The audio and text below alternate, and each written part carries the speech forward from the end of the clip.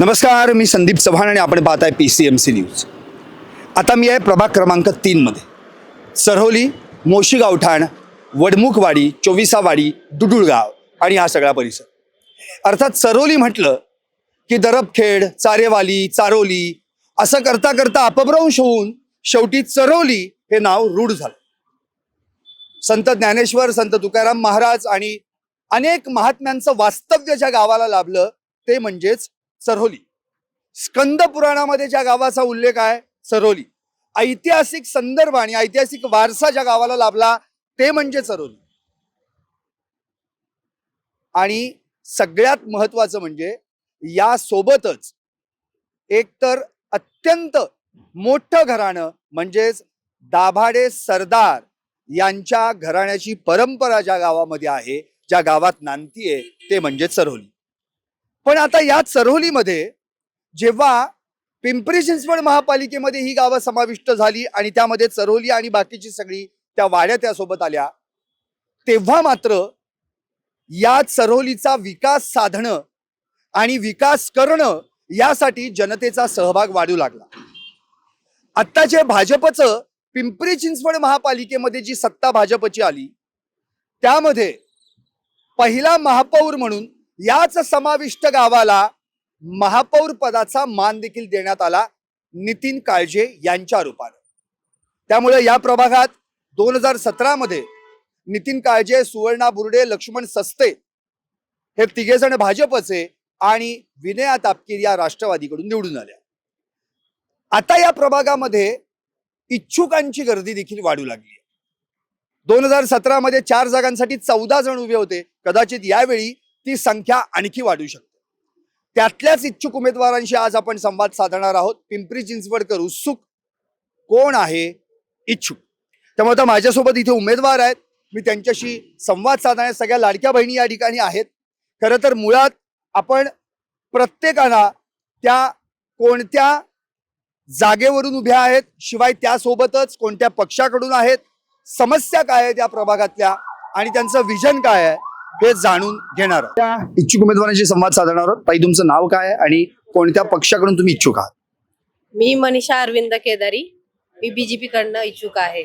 आणि मुळात या प्रभागामध्ये आता जर आपण पाहिलं तर बीजेपी कडून 2017 मध्ये 3 जण निवडून आले, राष्ट्रवादीकडून 1 जण निवडून आल्या, तर बीजेपी कडून इच्छुकांची जास्त गर्दी वाढली असं तुम्हाला वाटतंय? हो, पण तसं बीजेपीचं काम पण आहे। तसं दमदार आमदार महेशदादा लांडगे यांच्या मार्गदर्शनाखाली मी बरेच सामाजिक कार्यक्रमामध्ये सहभागी झालेले आहे। 2014 पासून ज्यावेळेस ते अपक्ष उमेदवार होते त्यावेळेस तेव्हापासून मी त्यांच्या बरोबर सोबत आहे आणि त्यांच्या सामाजिक कार्यामध्ये मी भरपूर हे केलेला आहे, सहभाग घेतलेला आहे। नितीन आप्पा काळजे झालं, सचिन तापकीर झालं, यांचा भरपूर मला पाठिंबा आहे। आणि मी सप्तगड हाऊसिंग सोसायटी मध्ये राहते, जिथं सामान्य जनतेचा जो काही आहे आता सध्या त्यांचे प्रॉब्लेम आहेत, पाण्याचे प्रॉब्लेम आहेत आणि मी एक सामान्य घरातली आहे आणि मी खरं तर या गोष्टीसाठी इच्छुक नव्हते, पण माझ्या सोसायटीतले जे सप्तगड हाऊसिंग सोसायटी मधले जे आहेत मार्गदर्शक करणारे लोक आहेत म्हणा, युवा पिढी म्हणा, काही ज्येष्ठ प्रौढ वर्ग आहेत, त्यांनी मला खरं तर पाठिंबा केला की मॅडम तुम्ही आता या सचिव पदावर आहात तर तुम्ही काही काम करता तर तुम्ही याच्यामध्ये काम करा। आणि आरक्षण पडल्यामुळे मला त्यांनी पाठिंबा केला आणि मी त्यामुळे उभं राहण्याचा निश्चय घेतला। आणि मला म्हणायचंय लढा हा सामान्यांचा आहे आणि ना मी लढा सामान्याचा करते आणि सामान्य जनतेचा विचार करून मी या गोष्टीसाठी उभी राहिलेली आहे। माझा त्याच्यामध्ये असं मी कधी या पक्षामध्ये जायचा माझा कधी हेच नव्हता, उद्देश नव्हता। राजकारण माझ्या तुम्ही या पक्षात कधी आलात? भाजपमध्ये कधी? मी भाजपमध्ये 2014 पासून आहे भाजपमध्ये। आता कोणतं पद आहे तुमच्याकडे? मी आता भाजपची सदस्य आहे, फक्त मी पद नाही घेतलेलं कुठलं, कारण की मला दादांनी विचारलं होतं की ज्यावेळेस मी दिघीमध्ये राहत होते, विकास भाऊ डोळस, परत कुलदीप परांडे यांच्याबरोबर मी भरपूर कामं केलेली आहेत आणि भरपूर माझं म्हणजे त्यांच्याबरोबर ह्याच्यामध्ये म्हणजे काय म्हणतात, मी आमदार महेशदादा लांडगेंना एवढं मानते की ते माझे दादा म्हणून मी एक भावाच्या प्रमाणे त्यांना बघितलेलं आहे आणि ते माझ्या पाठीशी खंबीरपणे उभे राहिलेले आहेत आतापर्यंत। जेव्हा जेव्हा मला गरज पडली त्यांची त्यावेळेस ते माझ्या मागे उभे आहेत आणि मी फक्त एवढंच म्हणते की नाही का, जसं दादांना मी आदर्श ठेवून काम करते आहे आणि जर मी याच्यामध्ये नाही, निवडणूक हा माझं हे नाहीये, पण मी निवडून येऊ अगर नाही येऊ पण मी माझं सामाजिक कार्य ही असंच चालू करू। आता कोणत्या जागेवरून तुम्ही निवडणूक लढवणार आहात? मी प्रभाग 3 मधून आहे, अनुसूचित जातीमधून आहे, SC मध्ये आहे. बरं. कारण की हे आरक्षण पडल्यामुळे मी ते सांगितलं, आता आरक्षण पडल्यामुळे मी उभं राहण्याचा प्रयत्न मला, कारण की आमच्या सोसायटी मधल्या लोकांनी मला म्हणले की तुम्ही उभे राहा, आमचा पाठिंबा आहे. माझ्या माग जेवढे आहेत, आता सप्तगड मध्ये म्हणलं नाही तर 4,500 घरं आहेत, त्यांचा सगळ्यांचा मला पाठिंबा आहे आणि त्याच्यामुळे मी इच्छुक म्हणून आता नेमक्या समस्या काय आहेत? म्हणजे आता या सगळ्या तुम्ही इतके वर्ष काम करताय, भाजपशी निगडीत आहात, महेशदादा पण सोबत आहेत, त्यांचं मार्गदर्शन आहे. अशा कोणत्या समस्या आहेत ज्या समस्या सोडवण्यासाठी तुम्ही पुढाकार घ्यायला पाहिजे? ही समस्या असं म्हणायचं म्हटलं की जे आता आहे म्हणजे पाण्याची समस्या. काय पाण्याची समस्या? पाणी येत नाही वेळेवर, कधी कधी आता दिवसाड पाणी तर का रोज येतं? नाही, दिवसाड पाणी येतं, त्यातून पण पाण्याला कमी प्रेशर असतो. आणि कसं आहे, सोसायटीतल्या बऱ्याचशा सोसायटीला पाणी अरे पण आता मुळात तुमचीच 2017-2022 मध्ये सत्ता होती. महेशदादा आमदार आहेत 2014 पासून. पाणी येतंय, पण जे आहेत मधी तिकडून यायला पाहिजे ना, पाण्याची पाईपलाईन असेल, रस्त्याचं काम नितीन आप्पांनी भरपूर काम केलेले, मी म्हणत नाही की त्यांनी कामं केलेली नाहीत, पण एक सामान्य नाही, कामं केलेली नाहीत असं मी म्हणत नाही. कामं जी केलेली नाहीये त्याच्या काय, त्याचा पण काहीतरी मुद्दा घेतला पाहिजे ना. ज्या अर्थी निवडणुका लागतात, ज्या अर्थी परत तुम्हाला उभं राहावं लागतं, याचा अर्थ कामं झाली नाहीयेत, हा पण मुद्दा महत्वाचा आहे ना. हो आहे ना, मुद्दा महत्वाचा आहे. म्हणूनच मी सांगितलं, सोसायटी धारकांनी मला सांगितलंय की तुम्ही ज्या कामासाठी इच्छुक आहात, म्हणजे तुम्ही जी छोटी मोठी कामं आहेत आता करताय, ती तुम्ही जर पक्षाच्या पण आता काय विजन आहे तुमचं? तुमचं विजन काय तुमच्या प्रभागात? समजा उद्या तुम्ही महापालिकेमध्ये नगरसेवक म्हणून निवडून गेलात, काय विजन आहे तुमचं? मी ते सांगितलं, सामान्य जनतेचा लढाई आहे हा. सामान्य जनतेसाठी मी उभी राहिलेली आहे आणि जे सामान्य जनतेच्या ज्या हे असतील, सुविधा असतील, म्हणजे शिक्षण, आरोग्य, याला मी पहिली हे देईन, प्राधान्य देईल. कारण की आता सध्या शिक्षण, आरोग्य, कोणाचं बिल, आता सगळी सामान्य जनता आहे इथे. प्रत्येकाकडे सगळ्या गोष्टीचं हे नाहीये की सगळे छोट्या मोठ्या घरात आलेले आहेत. आणि मी ज्या सोसायटीमध्ये राहते, त्या सोसायटी एकदम सामान्य, म्हणजे सगळे मध्यमवर्गीय लोक आहेत तिथं, म्हणून त्यांच्यासाठी काहीतरी मला करण्याची इच्छा आहे, म्हणून मी त्याच्यासाठी ओके. इच्छुक उमेदवार. ओके, या ठिकाणी मनीषा केदारी त्यांनी स्पष्टपणे केलेलं आहे, मी भाजपकडून इच्छुक आहे, SC आरक्षण पण पडलेलं आहे, विविध समस्या आहेत, अर्थात महेशदादांचा पाठिंबा आहे, नितीन आप्पा काळजे यांनी देखील चांगल्या पद्धतीने काम केले, पण आणखी काही समस्या आहेत त्या सोडवण्यासाठी, सामान्य जनतेच्या लढ्यासाठी मी या निवडणूक रिंगणात उतरणार आहे, असं त्यांनी स्पष्टपणे या ठिकाणी आपलं मत मांडलं. आता आपण आणखी दुसऱ्या उमेदवारांकडे जाणार आहोत. आपलं नाव काय, आपण कोणत्या पक्षाकडनं आणि कोणत्या जागेवरून इच्छुक आहात? मी मनीषा सिद्धार्थ तापकीर. मी प्रभाग क्रमांक 3 मधून सर्वसाधारण महिला ओपन मधून निवडणूक लढू इच्छिते. आणि बर, मुळात आता कोणत्या पक्षाकडनं तुम्ही लढा? भारतीय जनता पार्टी. अच्छा, सगळीकडे भाजपच हा कल काय आहे? म्हणजे जिथं जाईल तिथं भाजपचाच कल वाढतोय, असं काय आहे? म्हणजे तुम्ही किती वर्ष भाजपमध्ये काम करता? आम्ही 2007 पासून माझ्या घरातील प्रत्येक व्यक्ती दादांबरोबर प्रत्येक कार्यात, सामाजिक राजकीय कार्यात, प्रत्येक क्षेत्रात दादांबरोबर कार्यरत आहेत. अच्छा, आता तुम्ही भाजपकडून आणि प्रभाग क्रमांक 3 मधून ओपन मधून लढताय, पण आता जी काही तिकिटांची जर आता आपण पाहिलं तर भाजपकडे हजारो अर्ज आलेले आहेत. आता त्या अर्ज स्वीकृती पण सुरुवात झाली, तर एवढ्यांमध्ये 128 जर म्हटलं तर स्वबळावर झालं. मग तेवढे अर्ज तरी बाहेर काढले, तर बाकीच्या 800-900 जणांचं करायचं काय? का तो तुमचा मुद्दाच नाहीये? बरं, ठीक आहे, मला इतकं सांगा, जर उद्या तुम्हाला तिकीट मिळाल्यानंतर अर्थातच पक्षाकडून तुम्हाला अधिकृत उमेदवार म्हणून घोषणा झाली आणि महापालिकेमध्ये पहिलं पाऊल पडलं, तर त्या ठिकाणी मनीषाताई आपल्या प्रभागातल्या लोकांसाठी काय करतील? पहिली समस्या कोणती आहे जी समस्या सोडवण्यासाठी भर द्याल? अशुद्ध पाणी आहे, त्याच्यावरती मी जास्त भर देईन. अशुद्ध पाणी आहे मी मान्यच करतो, पण पाणी आहे का? यायला प्यायला तरी पाणी आहे का? पहिल्यांदा आणि corporation आताच तर मनीषा त्यांनी सांगितले की ते दिवसाड पाणी येतं म्हणून. दिवसाडे येतं, पण ऍक्च्युली ते पाणी भरपूर प्रमाणात सोडलं जातं की जेणेकरून ते पुरलं जाईल. अच्छा, पण ते अशुद्ध आहे, हो, अशुद्ध. म्हणजे दूषित आहे. मग त्यासाठी काय करावं लागेल? काय उपाययोजना तुमच्याकडे? तुम्ही आल्यानंतर काय त्यामध्ये बदल कराल जेणेकरून स्वच्छ पाणी मिळेल? जे पाण्याचे टँक आहेत त्याच्यावरती फिल्टर बसवले जातील. अच्छा, पण भाजपने अशीच तुरटी मागच्या वेळी पण फिरवलेली 2017ला, की आम्ही निवडून आल्यानंतर आम्ही असं करू, तसं करू. आता मला एक म्हणायचं की याच्याही पेक्षा वेगळ्या पण समस्या या चरोली भागामध्ये आहेत का, आणि त्या कोणत्या जाणवतात? लहान मुलांसाठी मोठं असं खेळाचं मैदान, परत गार्डन वगैरे अशा समस्या प्रकर्तेने म्हणजे जाणवतात. मुळातच गार्डन नाहीये, मुलांना खेळायला मैदान नाहीयेत, तर त्यासाठी तुम्ही प्रयत्न करणार? आणि वाढत्या लोकसंख्येमुळे जे अंत्यविधी होतात त्याच्यासाठी जे अंत्यदहनाची सोय ती स्मशानभूमीत करण्याचा प्रयत्न असेल. त्याचप्रमाणे महिलांसाठी रोजगार हे जास्त प्रकर्तेने जाणवणारी समस्या आहे, तर लघु उद्योग चालू केले जातील महिलांसाठी. हा छानच मुद्दा तुम्ही मांडलात. मुळातच महिलांच्या हाताला पण इथं काम नाहीये. खरं म्हणजे त्यांनाही स्वयंरोजगारासाठी काही काम मिळालं पाहिजे. ज्या महिला अक्षरशः म्हणजे स्वतः घरातलं पण काम करून बाहेर जाऊन संसारासाठी उदरनिर्वाहासाठी काही ना काहीतरी काम करत असतात, त्यांच्यासाठी लघुउद्योग आणणं गरजेचं आहे. आणखी एक महत्वाचा मुद्दा आहे सुरक्षितता. आता सगळ्या इथेच माझ्या सगळ्या लाडक्या बहिणी आहेत. खरंच इथे आपण सुरक्षित आहोत का असं तुम्हाला वाटतं का? महिला सुरक्षा हा एक महत्वाचा मुद्दा आता सगळ्या महाराष्ट्रात भेडसावतोय. कुठे ना कुठेतरी काही ना काहीतरी घटना घडत असते, आपण ऐकत असतो, वाचत असतो. सरोलीमध्ये ती सुरक्षितता आहे का? नसेल तर तुम्ही रणरागिणी म्हणून काय करणार आहात? त्यासाठी काही वेगळी योजना तुम्ही करणार आहात? ठिकठिकाणी सीसीटीव्ही लावण्याचा प्रयत्न असेल.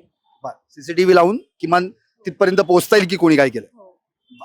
मुळातच आता या पण मनीषा ताई आहेत, मनीषा तापकीर, त्यांनी स्पष्टपणे सांगितलेलं आहे की मुळातच आतापर्यंतच्या ज्या भूमिका आहेत पाण्याच्या, ती तर समस्या सोडवण्यासाठी जे दूषित पाणी येते त्यासाठी मी नक्कीच प्रयत्न करणार आहे. दुसरी गोष्ट, एक तर सीसीटीव्ही कॅमेरे बसवले जातील आणि विद्युत दाहिनी, हा जो एक महत्वाचा मुद्दा त्यांनी मांडला. या सगळ्या प्रकारांमध्ये जर आपण पाहिलं तर पाण्याची समस्या ही प्रकर्षानं आतापर्यंत जितक्या प्रभागांमध्ये आम्ही फिरून आलो ती प्रत्येक प्रभागामध्ये आहे. अगदी चिखली गावठाणात गेलो तिथेही आहे. आता इकडे आपण कुदळवाडी बघितलं, बोराडेवाडी, तिथे पण पाण्याची समस्या आहे आणि इथे पण सरोली भागामध्ये. त्यामुळे यावर महिलांनीच आता उत्तर द्यायचंय की बाबा हे पाणी आम्हालाच भरावं लागतंय, नेमकं आम्ही करायचं काय, याच्यावर उत्तम उपाययोजना कशा करता येतील. मी आता आणखी पुढच्या उमेदवारांकडे जाणार आहे. ताई, तुमचं नाव काय आहे आणि तुम्ही कोणत्या पक्षाकडून इच्छुक आहात? मी पूनम दयानंद मगर चरवली. मोठ्याने बोला, मोठ्याने. पूनम दयानंद मगर, पूनम मगर. अनुसूचित जाती एससी बर. बीजेपी कडून हे आहे. तुम्ही पण बीजेपी कडून इच्छुक आहात का? बर, आता म्हणजे हॅट्रिक झाली इथं. बर, आता मुळात लाडक्या बहिणी या बीजेपीकडे जाणारच ना, म्हणजे आता काय आहे शेवटी. बर, आता जसं तुम्ही त्यांना निवडून दिलं तसं ते तुम्हाला तिकीट देणार का हे कळेलच आम्हाला पण. बर, एक महत्वाचा मुद्दा पूनमताई, मुळातच आता दोन्ही मनीषाताईंनी असं सांगितलं की समस्या आहेत, नाही असं नाही, काही सगळीच कामं झालेली आहेत असं काही नाही, म्हणून तर तुम्हाला परत उभं राहावं लागते आणि निवडणूक लावावी लागते. सगळीच कामं झाली असती तर कशाला निवडणूक लावली असती? बर, अशी कोणती समस्या आहे जी समस्या सोडवण्यासाठी तुम्ही पहिल्यांदा प्रयत्न करा? समस्या पाण्याची म्हणजे साठेनगर वस्ती आहे ना, तिथं वरच्या डोंगरावर जी घरं आहेत तिकडल्या ठिकाणी पाण्याची समस्या फार कमी प्रमाणात बर. आहे. तिथल्या लोकांना पाणी पुरवठा कमी मिळतो. कारण पाण्याचा कालावधी जास्त जरी असला तरी लोकांना वरपर्यंत पोहोचीपर्यंत पाणी बंद होतं. त्यामुळे लोकांची पाण्याची समस्या भरपूर प्रमाणात आहे. काही ठिकाणी नळ आहेत पण ते लोकांना मीटर बसल्यामुळे ते पाणी देत नाहीत त्यांना. हा, बर, म्हणजे मुळात पाण्याच्या समस्येचा प्रॉब्लेम असा की कालावधी आहे पण वरती ज्या डोंगरावर अच्छा, तिथपर्यंत जात नाही. साठे बसती का? मग तिथं साठा होत नाही पाण्याचा असं? पाण्याचा होत नाही, आहे साठा पण ते कॉक कमी सोडल्यामुळे तिथं साठा कमी होतो. बरं, मग त्यावर काय उपाययोजना करता येईल? उपाययोजना म्हणजे नंतर त्याला आल्यानंतर पाणी पुरवठा मी ज्यांना जास्त करून देईल. बर, आणखी कोणत्या समस्या आहेत ज्या समस्या सोडवण्यासाठी तुम्ही पुढाकार घेणार? बाकी कोणत्या नाही. फक्त पाण्याची समस्या आहे, दुसरी कुठलीच नाही. म्हणजे तुम्ही निवडून आल्यावर पाण्याची समस्या आहे ती पण संपली, म्हणजे सगळ्या समस्याच संपल्या चरोलीतल्या. बरं, ठीक आहे. आता आपण पूनमताईंकडनं आणखीनच पुढे जाणार आहोत पुढच्या इच्छुक उमेदवारांकडे. ताई, आपलं नाव काय आहे, कोणत्या पक्षाकडून आपण इच्छुक आहात? नमस्कार, मी वंदना हिरामन आल्हाट. मी भारतीय जनता पार्टीकडनं इच्छुक आहे. अच्छा, मुळात आता तुम्ही म्हणजे 1, 2, 3, 4 चौथ्या अशा महिला सापडल्या ज्या आता भारतीय पक्षाकडून इच्छुक आहेत. भारतीय पक्षांकडे लाडक्या बहिणींचा ओढा का दिसतोय जास्त? तर काय म्हणजे परतफेड करायची का आता पक्षांनी? भारतीय जनता पार्टीकडे सगळ्यांचा ओढा दिसतोय. त्याचं कारण आहे आपले महाराष्ट्र राज्याचे लाडके मुख्यमंत्री, केंद्रात असणारे आपले केंद्राचं सरकार आणि आपले पंतप्रधान यांनी ज्या योजना राबवल्यात महिलांसाठी असेल, सर्वच जनतेसाठी. आत्ताचा हप्ता आला का? आला का? आत्ताचा हप्ता आलाय का? बघा, आता म्हणजे मी काही बोलायची गरज नाही, सगळ्या लाडक्या बहिणीच सांगते. तो मला पण घरी विचारावं लागेल. हप्ता येतोय, वेळच्या वेळी येतोय आणि ही योजना अशीच निरंतर चालू राहणार आहे. हो, ते कालच बोललेत मुख्यमंत्री, लाडक्या बहिणींबद्दल काय बोलू नका नाही तर घरी बसावं लागेल म्हणून. बर, आता प्रभागाबद्दल बोलूयात. आपण मुळात आत्ता जी काही मुद्दा मांडला तो चष्टमस्कीचा विषय जाऊ देत, पण सरोलीमध्ये ज्या समस्या आहेत त्या सोडवण्यासाठी आता सगळ्या लाडक्या बहिणींनाच एकत्र यावं लागेल, हे अत्यंत खरं आहे. मग काय अशी कोणती जी एक समस्या आहे जी समस्या सोडवण्यासाठी तुम्हाला पहिल्यांदा पुढाकार घ्यावा लागेल? नक्कीच मोशी असेल, चरोली असेल, या गावांमध्ये अजूनही सांस्कृतिक भवन नाहीये. वा, छान मुद्दा. हा एक मिनिट, अल्लाट त्यांनी अतिशय महत्वाचा मुद्दा म्हणला. एकतर मुळात सांस्कृतिक या विषयाबद्दल कोणच बोलत नाही, पहिल्यांदा मला एक असा उमेदवार सापडले जे सांस्कृतिक, आणि आपण मुळात आपली संस्कृती भारतीय संस्कृती आहे त्याविषयी तरी किमान कुठे ना कुठेतरी पुढे येऊन बोलायला हवं. कुणी खेळाबद्दल बोलतं, पाण्याबद्दल बोलतं, मैदानांबद्दल बोलतं, बागांबद्दल बोलतं, पण संस्कृतीबद्दल काय? ताई, खरं म्हणजे तुमचं अभिनंदन आहे. आता आणखी हा मुद्दा आणखी विस्तारानं सांगा की नेमकं काय करावं लागेल. पिंपरी चिंचवड महानगरपालिकेच्या माध्यमातून दोन्ही गावांमध्ये सांस्कृतिक भवन होणं गरजेचं आहे. बरं. जे वाढते नागरीकरण पाहता ही काळाची गरज गरज आहे. आणि दुसरं असं, आज आमचं मोशी असेल, डुडुगाव असेल, चरोली असेल, ही निमशहरी गावं आहेत. या गावाचा वेगाने होणारा विकास, वाढते नागरीकरण हा दृष्टिकोन पाहता या तिन्ही पण गावांनी गावचं गाव पण जपलेलं आहे. आणि इथं आमच्यासारख्या कितीतरी महिला आहेत ज्या उन्हाळी पदार्थ करतात, ज्यांच्या कलाकुसरीच्या वस्तू बनवतात, घर बसल्या जे काय लघु असेल, उद्योग म्हणजे लघु उद्योग बनवतात. हे बनवतात, त्यांच्याकडे कला कौशल्य हे आहे, पण ते विकायचं कुठं? यासाठी आम्हाला जसं डीमार्ट आहे तसं महिला बचत गटांचा मॉल आमच्या दोन्ही पण गावांमध्ये वा वा पाहिजे. वा वा. महिला बचत गटांचा मॉल स्कंद पुराणात ज्या गावाचा उल्लेख आहे, ऐतिहासिक वारसा ज्या गावाला लाभलेला आहे, त्या गावामध्ये सांस्कृतिक भवन बद्दल विचारणा करावी लागते किंवा होवं अशी चर्चा करावी लागते. हे दुर्दैव आहे. चला, पण या चिखली परिसरामध्ये संतपीठ तरी आहे आमच्यासाठी, हा एक मोठा आनंद आहे. आता मुळातच अल्लाटी, मला अगदी तुमच्याकडे शेवटचाच एक प्रश्न विचारायचा आहे विजन संदर्भामध्ये. आणि आता तुमचा महिलांसाठी बचत गटासारखा एक मॉल त्यांच्यासाठी व्हायला पाहिजे, आणि वस्तू बनवतो आम्ही, पण रस्त्यावर आम्हाला येऊन विकावं लागतं. त्यासाठी जर आमचा मॉल असेल तर लोक आम्हाला थेट अप्रोच येऊ शकतात आणि खरेदी करू शकतात. या जोडीला आणखी एक अशी कुठली समस्या आहे जी सोडवण्यासाठी एक विजन असलं पाहिजे, आणि जी समस्या सगळीकडे सध्या भेडसावतीये, आणि ते विजन असणं फार गरजेचं आहे. काय सांगता येईल त्याबद्दल? नक्कीच. आता मी मगाशीच बोलले की वाढतं नागरीकरण, शहरीकरण, शहराचा होणारा गावांचा होणारा झपाट्याने विकास, बाहेरची महाराष्ट्राच्या कानाकोपऱ्यातून पुण्यासारख्या, पिंपरी चिंचवड शहरासारख्या ठिकाणी लोक राहायला येतात.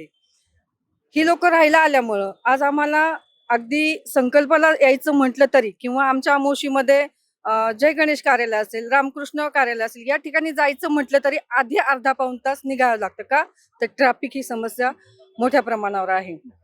ही समस्या आम्हाला नाही, संपूर्ण पिंपरी चिंचवड शहराला आहे, पुण्यासारख्या शहराला आहे. तर इतकी मोठी समस्या असताना जसं मुंबईमध्ये वडोदरा येथे पॉडकारचं नियोजन आहे, त्या ती पॉडकार आणण्याचा माझा मानस आहे. बरं. ती पॉडकार आमच्या पिंपरी चिंचवड शहरामध्ये आली पाहिजे. जेणेकरून ट्रॅफिकसाठी जलद गतीने आणि पर्यावरणपूरक अशी ही पॉडकार असते, ज्यामध्ये किमान 6 लोक आणि जास्तीत जास्त 20 लोक या पॉडकार मध्ये बसतात आणि वेगाने हा प्रवास त्यांचा होतो. तुमचं एकदा नाव परत एकदा सांगा. मी सौ वंदना हिरामन अल्लाट. ओके. वंदनाताईंनी आता क्लिअर केलेलं एक नवीन विजन त्यांनी आणलेलं आहे. ट्रॅफिक सोडवण्यासाठी पुण्यामध्ये काय करता येईल, तर वडोदरा मुंबई सारखी पॉडकार ही जर या ठिकाणी उपलब्ध करून दिली तर निश्चितपणे प्रवास सुखकर होऊ शकतो, जलद गतीने होऊ शकतो, की वेगळा मुद्दा, आणि तो पण महिलांच्या माध्यमातून उपस्थित झाला, याचा मला आनंद आहे. यापुढे आता आपण बोला. हा, नक्कीच. आता मुळातच या ठिकाणी वंदनाताईंनी आतापर्यंत जी काही भूमिका मांडलेली आहे ती पुढचं विजन मांडलंय. पण अशा या ठिकाणी बऱ्याचशा महिला आहेत ज्यांनी आतापर्यंत अनेक कामं केलेली आहेत, सामान्यांसाठी लढे दिलेले आहेत. मगाशी दोन्ही मनीषाताईंनी सांगितलं, पूनमताईंनी पण स्पष्ट केलेलं आहे. एकतर त्यांनी केलेलं समाजकार्य काय आहे हे देखील जाणून घेण्याची इच्छा असते, कारण की महिला आतापर्यंत समाजकारणाच्याच माध्यमातून पुढे भविष्यात राजकारणात प्रवेश करत असतात. ताई, काय सांगतील आतापर्यंत तुम्ही काय केलेलं? नक्कीच. जेव्हा कोरोनासारखी भयंकर महामारी, अगदी थोडक्यात मला आणखी पुढच्या उमेदवारांकडे. कोरोनासारखी भयंकर बिमारी सगळीकडेच फैलावली होती, अशातच अनेकांचा रोजगार गेला होता. अशा कोरोनाच्या काळामध्ये मी महिलांना उंच माझा झोका या माध्यमातून एक हक्काचं व्यासपीठ उपलब्ध करून दिलं, आणि हजारो महिलांना या माध्यमातून रोजगाराची निर्मिती करून दिलेली आहे. आज त्या महिला एक सक्षम महिला आहेत. दुसरं असं, वाढतं प्रदूषण आणि आता येणाऱ्या नवीन पिढीचा विचार करता मी संपूर्ण प्रभागामध्ये ई-चार्जिंग स्टेशन्स बसवले आहे. आणि आमदार महेशदादा लांडगे यांच्या नेतृत्वामध्ये आपल्या भागाचे माननीय महापौर नितीनआप्पा काळजे हे चांगलं काम करत आहेत. त्यांनी चरोलीमध्ये पर्यावरणपूरक अशी छान स्मशानभूमी बांधलेली आहे. त्यालाच अनुसरून मी मोशी आणि डुडुगाव या ठिकाणी पर्यावरणपूरक अशी सुसज्ज स्मशानभूमीची मागणी केलेली आहे. त्याचं काम देखील चालू आहे. धन्यवाद. यापुढे आता आपण आणखी एका महिला उमेदवाराशी संवाद साधणार आहोत.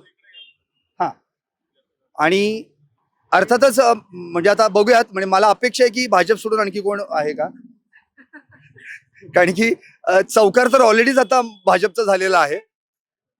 आपलं नाव काय आणि आपण कोणत्या पक्षाकडे इच्छुक आहात? भाजप म्हणू नका फक्त.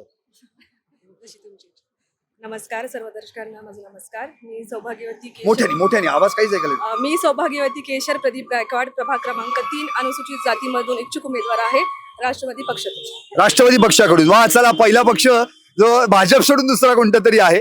हा, पुन्हा एकदा नाव सांगा, आम्हाला ऐकायला आलेलं नाही. मी केशर प्रदीप गायकवाड, प्रभाग क्रमांक 3, अनुसूचित जातीमधून इच्छुक उमेदवार आहे. अच्छा, केशर गायकवाड. अच्छा, राष्ट्रवादी म्हणजे कुठली? आता पुन्हा मग तेही क्लिअर करून टाका एकदा. सॉरी, राष्ट्रवादी कुठली? आपले माननीय महाराष्ट्राचे उपमुख्यमंत्री अजित पवार साहेब. अच्छा, म्हणजे घड्याळाचं तुम्ही सांग. बरं, आता घड्याळ आणि तुतारी एकत्र झाली तर मग पुन्हा काय म्हणणार? त्यावरती नाही नाही, बोला ना. तुतारीवर घड्याळ बांधायचं का घड्याळ तुतारी? काय करायचं काय मग? चिन्ह कुठलं घेऊन जायचं लोकांनी?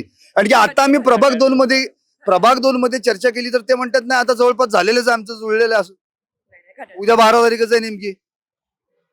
घड्याळ आमचं ठरलेलंच. आता मूळ महत्वाचा मुद्दा, तुम्ही इकडे बघा फक्त. हा, आता या प्रभागांमधून तुम्ही जी आता निवडणूक लढवायची इच्छा तुम्ही प्रकट केलेली आहे अजितदादांच्या राष्ट्रवादी काँग्रेसकडून, तर या प्रभागामध्ये अशा कोणत्या समस्या आहेत ज्या सोडवण्यासाठी तुम्हाला पहिल्यांदा ती समस्या सोडवण्यासाठी भर द्यावा लागेल, काम हाती घ्यावं लागेल? सर, पाणी टंचाईची जी समस्या, कॅमेरा इथे आहे. पाणी टंचाईची समस्या तर सर्वांनी सांगितलेली आहे इथे, आणि इथे, हा. अगदीच ही मूलभूत गरज आहे, कारण की पाणी म्हणजे पाण्यावरतीच सर्व काही अवलंबून आहे आणि पाणी जर दूषित मिळालं तर त्या शरीराला किती हानिकारक आहे. पण पाणी मिळतंय का? पहिले दूषित फार लांब झालं. दिवसाआड पाणी मिळतंय सर. अच्छा, मग दिवसाड पाणी मिळतंय हे चांगलं आहे का वाईट आहे? दिवसाआड पाणी मिळते, पण ते सुद्धा अशुद्ध. हा, तर त्याकरताही म्हणजे हा जो मेन मुद्दा आहे तो सुद्धा लोकांपर्यंत पोहोचलाच आहे. केशरताईंनी एक महत्वाचा मुद्दा मांडलेला आहे. दिवसाड पाणी मिळतं, पण मिळतं ते पण अशुद्ध, म्हणजे दूषित. मग त्यातनं पुन्हा आरोग्याच्या समस्या उपलब्ध होणार आहेत. आता त्यासाठी काय प्रयत्न करावे लागतील केशरताई, याबद्दल काय सांगा? तर ह्यासाठी आपण फिल्टरची व्यवस्था करू शकतो, ठिकठिकाणी मोफत व्यवस्था आपण फिल्टरची प्रोव्हाइड करू शकतो. आणि त्याचबरोबर आणखीन काही अडचणी आहेत, भरपूर समस्या आहेत सर तशा बघायला गेल्या तर. वाढती गुन्हेगारी आहे, महिलाच्या संरक्षण. एकच मिनिट, आता खरं म्हणजे केशरताईंनी एक महत्वाचा मुद्दा मांडलाय. वाढती गुन्हेगारी, महिला सुरक्षितता, यासाठी म्हणजे ज्या भाजपनं लाडक्या बहिणींच्या जीवावर आता सत्ता स्थापन केली, त्याच भाजपला आता महाराष्ट्रात काय चाललंय याकडे तरी लक्ष द्यावं, की त्यामध्ये लाडक्या बहिणींनाच या सगळ्या गोष्टींना, गावगुंडांना आणि बाकीच्या सगळ्याच गोष्टींना सामोरं जावं लागतं. आणि ती वाढती गुन्हेगारी थोपवण्यासाठी काहीतरी प्रयोजन होणं गरजेचं आहे. त्यामुळे आता तुम्ही सांगाल नेमकं याच्यावर उपाययोजना काय असल्या? तर ह्यावरती उपाययोजना जर आपण सुरुवात केली तर स्कूल इन्स्टिट्यूशन्स मध्ये म्हणा, आपण लहान मुलींवरती सुद्धा अत्याचार होताना आपण बघतोय. तर इथं सेल्फ डिफेन्सचे कार्यक्रम आपण वापरू शकतो, सीसीटीव्ही ठिकठिकाणी आपण वापरू शकतो. तर ह्या छोट्या छोट्या उपक्रमांद्वारे आपण लोकांपर्यंत अवेअरनेस स्प्रेड करू शकतो. बर, समजा आता इथे घड्याळाची टिकटिक वाजलीच आणि तुम्ही महापालिकेत गेलात, तर असं कोणतं विजन आहे तुमच्याकडे की जेणेकरून पुढच्या 5 वर्षांमध्ये तुम्ही या प्रभागामध्ये जे नव्हतं ते होतं करून दाखवाल? कारण की आतापर्यंत होत्याचं नव्हतं झालेलं आहे. सर, मला वाटते शिक्षण अत्यंत महत्त्वाची गोष्ट आहे आणि लिडरशिप क्वालिटीज असणं प्रत्येक उमेदवारामध्ये मला एक इम्पॉर्टंट घटक वाटतं. कारण की स्वतः जर उमेदवार त्याच्यामध्ये जर लिडरशिप क्वालिटीज असली, तो जर सक्षम असला, सुशिक्षित असला, सुसंस्कारी असला, तर तो समाजाचा विकास करू शकतो, असं माझं मत आहे. नक्कीच, म्हणजे तुम्हाला मुळात स्पष्टपणे असं म्हणायचं आहे की शिक्षण असणं, त्याजवळ नेतृत्व गुण असणं हे अत्यंत गरजेचं आहे. नक्कीच. मला आणखी एक शेवटचा फक्त तुम्हाला प्रश्न विचारायचा आहे. तुमचं विजन पण तुम्ही स्पष्ट केलेलं आहे, इथली समस्या काय ते पण सांगितलेलं आहे. पण आता जर हे दोन्ही पक्ष एकत्र आले आणि मग बाकीच्या पक्षांची साथ मिळेल न मिळेल हा माहित नाही विषय, पण तरी देखील तुम्ही घड्याळाकडनं लढण्यासाठी तयार आहात ना? हो सर, आम्ही एकनिष्ठ आहोत, कालही आहोत आणि आजही इथून पुढेही राहू. तुम्हाला शुभेच्छा. आणि बर, यानंतर कुणी आहे इच्छुक या ठिकाणी? तुम्हीच आहात. तुमचं नाव काय आहे? रमेश सोपान वहिले. रमेश सोपान वहिले. वहिले. अच्छा, हे पहिल्यांदाच आलेत पहिले? ओके. आणि आपण आता वहिले यांच्याशी संवाद साधणार आहोत. तुम्ही या ठिकाणी निवडणुकीत पहिल्यांदाच उभं राहत आहे? मी 2012 साली 2012 साली उभे राहिला होता. तेव्हाची परिस्थिती आणि आताच्या परिस्थितीमध्ये काय फरक जाणवतो? हो, विकास झालाय ना असा. विकास झालाय, मग तुम्ही कुठल्या पक्षाकडे इच्छुक आहात? भाजप हा, म्हणून म्हणलाय तुम्ही, नाही, बरोबर. तसं नाही, पण हा? झालायच ना. 12च्या आधी जी परिस्थिती होती हा. ती आता बदल झालेला आहे. 17ला ज्या वेळेस या ठिकाणी महापौर नितीन मग आता सगळ्या लाडक्या बहिणींनी जे सांगितलं, वाढती हा. गुन्हेगारी आहे, दूषित पाणी आहे, दिवसाआड पाणी येतंय, नंतर ट्रॅफिकची समस्या आहे, मग विकास कसा? आता जसं आता आपलं जर बघितलं ह्या प्रभागात आज एवढं याचं डेव्हलपिंगचं काम चालू आहे की रोज म्हणले तरी 200 फ्लॅट तयार होत्यात प्रभागात. बरं. म्हणजे लोकसंख्या वाढत जाते. 200 फ्लॅट तयार झाले, एका फ्लॅटमध्ये 5 जण, 5 दुणे 10, 1000 माणसं. 1000 माणसं बोलल्यानंतर त्या 1000 माणसांना किती लिटर पाणी लागतं? ते रोज वाढते. मग ते पाणी मिळते का त्यांना? अहो मिळत नाही, पण त्याच्यावरती त्या प्रशासनावर हा जो बोजा आला की बा वाढतंय पाणी, तर तेवढंच आहे जे महानगरपालिकेने 2017ला समजा 15ला जे कोटा दिलता तेवढंच पाणी येतंय आणि रोज ते वाढतंयच ना. फक्त पाण्याची समस्या काय आहे, जे दिसाड येते, पूरक पाणी येते, दूषित मध्ये आधी येते, पण त्याची वेळ आहे, ती वेळ थोडी बदलली पाहिजे प्रशासनाने. काही वेळेस 2 वाजता रात्रीचं येते, 3 वाजता येते, 4 त्यामुळे आपल्याच आया बहिणींना त्रास होतोय ना. तुम्ही उठता का रात्री पाणी भरायला? नाही, मला माहिती आहे ना. मी उठत नाही म्हणून सांगतोय. पण मला प्रश्न पडलाय असा की या सगळ्या गोष्टींमध्ये जर ते पाणी दिवसाआड येण्यापेक्षा एक ठराविक वेळेत, अगदी आपण म्हणतो त्याला 7-8 वाजता पाणी आलं, 6 वाजता पाणी आलं, तर महिलांना सुद्धा पुढे व्यवस्थित त्यांची कामं करता येतात, त्यांना आरोग्य समस्या जाणवू शकणार नाही. यासाठी काहीतरी पाऊल उचलायला पाहिजे ना. तर तुम्ही जर उद्या महापालिकेमध्ये गेलात तर यासाठी प्रयत्न करणार का? हो 100%. 100%. म्हणजे तुम्ही वहिले आहात म्हणून पहिले हा प्रयत्न केला पाहिजे.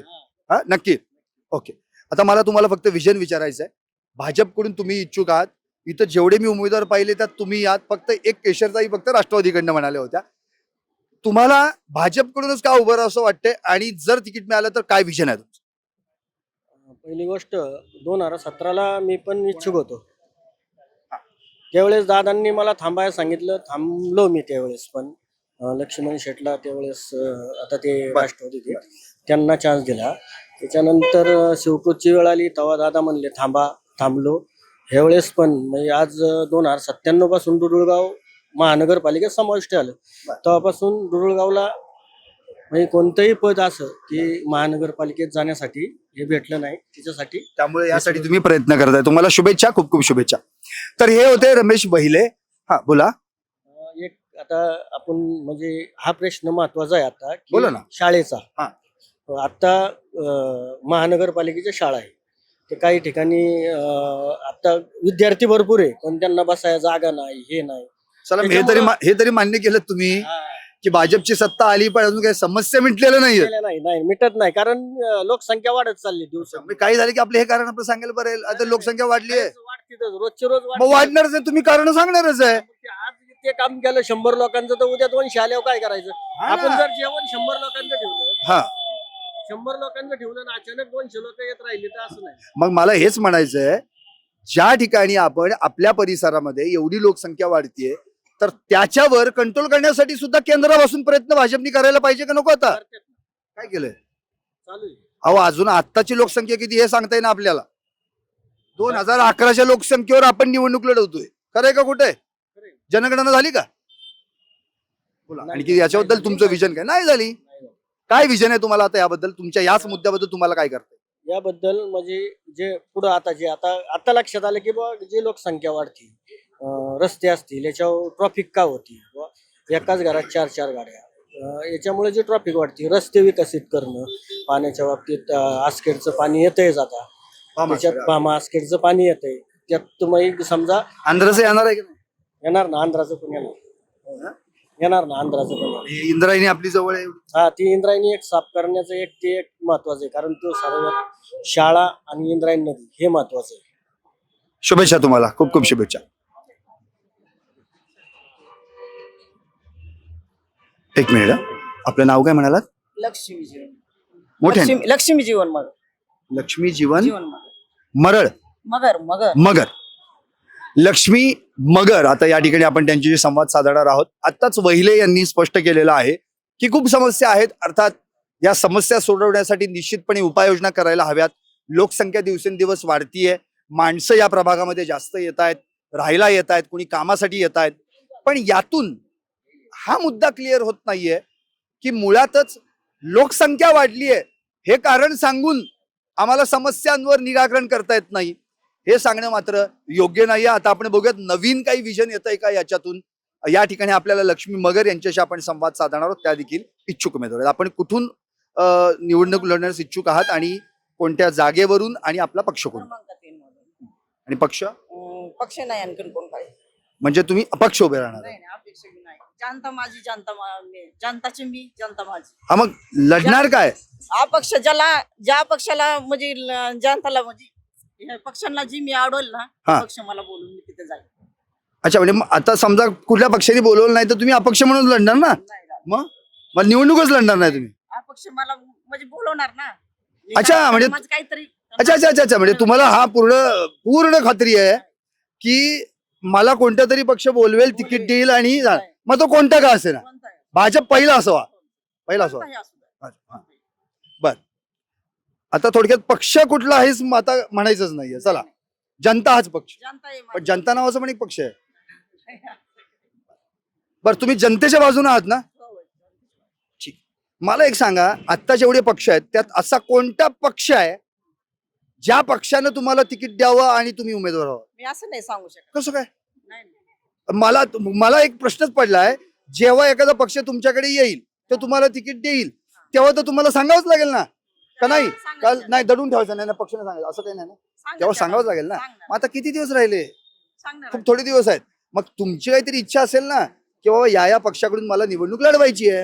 आणखीन आता तू सांगू शकत नाही तशी पक्षांची. म्हणजे जवळपास सगळ्या पक्षांची ऑफर आहे असं म्हणायची काही हरकत नाहीये. असं बोलू. कोणताही पक्ष बोलवू शकतो. कोणते पक्ष? बर कोणत्या समस्या आहेत जनता हे माझं कोणत्या समस्या आहेत ज्या समस्या सोडवायच्या तुम्हाला समस्या म्हणजे हे पाणी त्या तर सांगू शकतो ना आपण. हो, मग हो. त्याचा काही पक्षाशी संबंध नाही. नाही सांगते ना. पाणी दूषित येणं म्हणजे एखादी लेडीज गरोदर आहे हा.